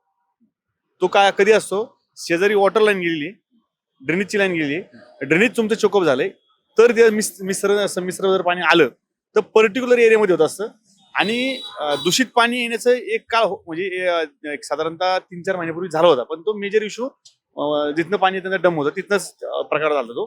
त्यावेळेची एक घटना होती, पण नंतरच आता ह्या काळामध्ये पाणी दूषित येण्याचं प्रमाण कुठं नाही.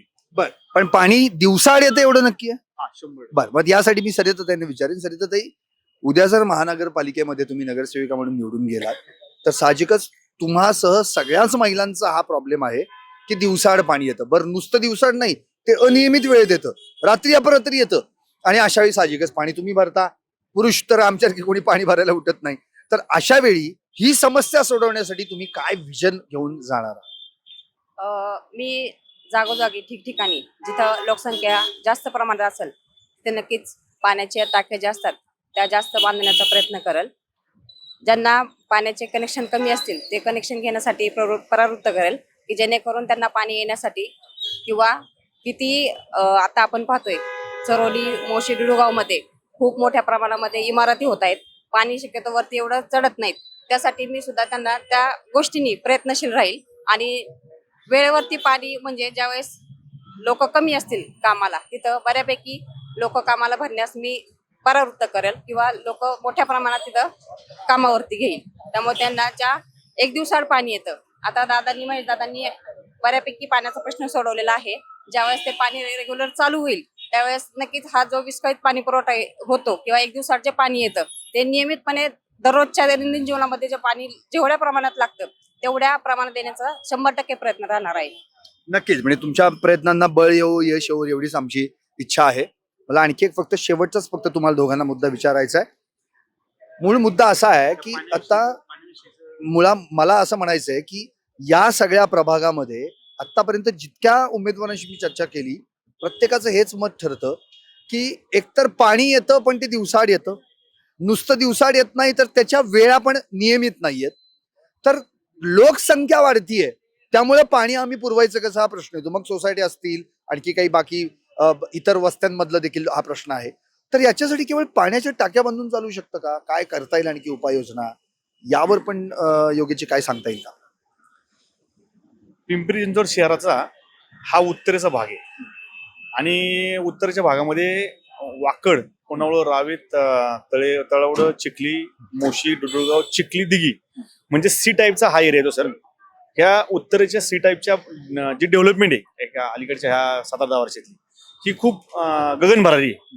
पर्टिक्युलर मोशी, डुडुळगाव, चरलीबद्दल सांगायचं म्हटलं तर इथं आहे ना सगळ्या आकाशचुंबन इमारतीचं कामकाज चालू आहे आणि ह्या भागामध्ये जी तुमची डेव्हलपमेंट होती डेव्हलपमेंटनुसार साहजिकच आहे तुमचे रस्ता, लाईट, पाणी याच्यावर ताणतणा होणार आहे, कारण तुमची राहण्याची लोकसंख्या वाढली जे इथून मागच्या काळात कधी झालं नाही. म्हणजे इथून पुढचा 50 वर्षाचा विचार करून ज्यावेळेस भाजपची सत्ता आली महानगरपालिकेमध्ये 2017 मध्ये आणि 17 नंतरची जी काही दादांनी निर्णय घेतला, आदरणीय महाराष्ट्राचे लाडके यशस्वी मुख्यमंत्री देवेंद्रजी फडणवीस साहेबांच्या माध्यमातून आंध्रा भामास्केडवरनं 268 MLD पाण्याची त्यांनी इकडे प्रोव्हिजन केली. दादांनी त्याचा महेश दादांनी खूप फॉलोअप घेतला. त्याचं 100 MLD पाणी आता आलेलं आहे सर. ज्यावेळेस म्हणजे ही समस्या सोडवण्यासाठी आत्ताची नाही, फक्त इथून पुढची भविष्यातील 50 वर्षाची समस्या सोडणार आहे. ते संपूर्णपणे 268 योगेची लोकसंख्या तर वाढतच जाणार ना. नाही, 268 MLD पाणी ज्यावेळेस येणार त्यावेळेस 100% पाणी हे तुमचं डेला रोजच्या रोज पाणी प्रत्येक बिल्डिंगला मिळेल आणि ते बी पोटभर मिळेल अशी त्याची 100% इथून पुढचे 50 वर्ष तरतूद होणार आहे. आणि तो प्रोजेक्ट हाती घेतलेला आहे, तो अंतिम टप्प्यातलं कामकाज चालू आहे, ते लवकरच होईल. आणि ज्यावेळेस मी किंवा माझे सहभागी सरिताताई किंवा योगेश दोघांपैकी कुणी आम्ही ज्यावेळेस पालिकेत जाऊ प्राधान्याने याला ताकद लावून, कारण हे काम याचा फॉलोअप घेऊन दादांच्या पाठीमागे लागून हे 100% 268 पाणी 268 MLD पाणी कसं येईल त्याच्यात 100% फोकस राहील आमच्या दोघांचा. नक्कीच, आणि हीच मूळ समस्या चरवली मधली आहे जी आतापर्यंत आम्ही सगळ्यांनी अनुभवली आहे. सगळ्यांनी ज्या आता काही सांगितलं त्याच्यावरनं तरी कळतीये. एकंदरीत तुम्हाला दोघांना खूप खूप शुभेच्छा. दोघांपैकी कोणाला तिकीट मिळो, इच्छुक उमेदवार म्हणून तुम्ही आता दोघेही रिंगणात असंच आम्ही समजतो. पण मुळात हे सगळं काही जे आता आपण पाहतोय दोन्ही म्हणजे नवरा बायको दोघांनी कंबर कसले काही होऊ देत, पण आपल्याला महापालिकेमध्ये जायचंय. पण अर्थातच ते दोघेही भाजपकडनं इच्छुक आहेत. ज्याला तिकीट मिळेल ते त्या ठिकाणी प्रचारासाठी बाहेर येतील अधिकृत उमेदवार म्हणून. उद्या जर त्यांना तिकीट मिळालंच तर निश्चितपणे ते या प्रभागामध्ये पाण्याची समस्या सोडवण्यासाठी आम्ही पहिल्यांदा प्रयत्न करू. असं आश्वासन त्यांनी आता यावेळी आपल्याला दिलेलं आहे की चऱ्होलीमध्ये ज्या समस्या आहेत त्या समस्या सोडवायच्या असतील तर निश्चितपणे येणाऱ्या लोकप्रतिनिधींना खूप काम करावं लागणार आहे आणि हे काम करताना जितक्या चांगल्या ताकदीनं चांगल्या पद्धतीनं जनतेचे प्रश्न सोडवण्यासाठी ते प्रयत्न करतील तितक्या लवकर या प्रभागाचा विकास होईल. पाहत रहा PCMC न्यूज. अर्थातच पिंपरी चिंचवडकर उत्सुक, कोण आहे इच्छुक. आज प्रभाग क्रमांक 1, प्रभाग क्रमांक 2 आणि प्रभाग क्रमांक 3 आपण तिन्ही प्रभागांमध्ये गेलो. तिन्ही प्रभागातल्या इच्छुक उमेदवारांशी संवाद साधला. अनेकांनी या ठिकाणी भाजपकडून इच्छुक असल्याची जरी त्या ठिकाणी त्यांनी आपली मनीषा धारणा व्यक्त केली असली तरी देखील अनेक जण असे आहेत जे इतर पक्षांकडून म्हणजे राष्ट्रवादी अजित पवार काँग्रेस असेल किंवा शरदचंद्र पवार राष्ट्रवादी काँग्रेस असेल, मनसे असेल, शिवसेना उद्धव बाळासाहेब ठाकरे पक्ष असेल आणि या सगळ्यात सोबतच अपक्ष किंवा अजून पक्षही ठरलेला नाही असे देखील अनेक उमेदवार भेटले. पोटतिडकीनं त्यांनी समस्यांवरचे आपले विजन देखील मांडले. आज रात्री 8 वाजता या सगळ्या तिन्ही प्रभागांचा लेखाजोखा मी आवाज पिंपरी चिंचवडचा या कार्यक्रमातून मांडणार आहे. त्या कार्यक्रमात आपण थेट एक नागरिक म्हणून, एक पिंपरी चिंचवडकर म्हणून मला फोन करू शकता. तुमच्या फोनच्या त्या माध्यमातून तुमच्या समस्या या सर्व इच्छुकां उमेदवारांपर्यंत पोहोचू शकता आणि त्या कार्यक्रमातून नेमकं पिंपरी चिंचवडकरांना काय हवं हे सर्वांना सांगू शकता. अर्थातच आज माझ्यासोबत जी माझी संपूर्ण PCMC न्यूजची टीम होती त्यामध्ये अनिस पठाण, त्याबरोबर पियुष, अयान आणि वैभव, शिवाय आमचे सचिन घोलप सर देखील या ठिकाणी आवर्जून उपस्थित होते आणि या सगळ्यांनी मिळून जे काही कार्य आत्तापर्यंत तुमच्यापर्यंत आज दिवसभरात पोचवलंय असं आम्ही सलग प्रत्येक प्रभागात जाऊन पोचवणार आहोत. उद्या आपण जाणार आहोत अर्थातच प्रभाग क्रमांक 4, प्रभाग क्रमांक 5 आणि प्रभाग क्रमांक 6. तर उद्या भेटूयात उद्याच्या 3 नव्या प्रभागांसोबत, नव्या इच्छुक उमेदवारांसोबत, अर्थातच नव्या विजन सोबत. पाहत राहा PCMC न्यूज. कोणकोणत्या प्रभागात कोण आहे इच्छुक जाणून घ्यायला येतोय आम्ही पिंपरी चिंचवडकर देखील उत्सुक. थेट तुमच्या प्रभागात येतोय आम्ही बोलायला. कोण आहे इच्छुक यंदा नगरसेवक बनायला. परत कुणी म्हणू नका भेटला नाहीत आम्हाला. तारीख वेळ ठिकाण आम्ही लवकरच कळवू तुम्हाला. चला लागा तयारीला, येतोय संवाद साधायला. PCMC न्यूज चॅनल येतंय तुमच्या भेटीला. इच्छुक उमेदवारांसाठी PCMC न्यूज चॅनलचा विशेष कार्यक्रम पिंपरी चिंचवडकर उत्सुक, कोण आहे इच्छुक.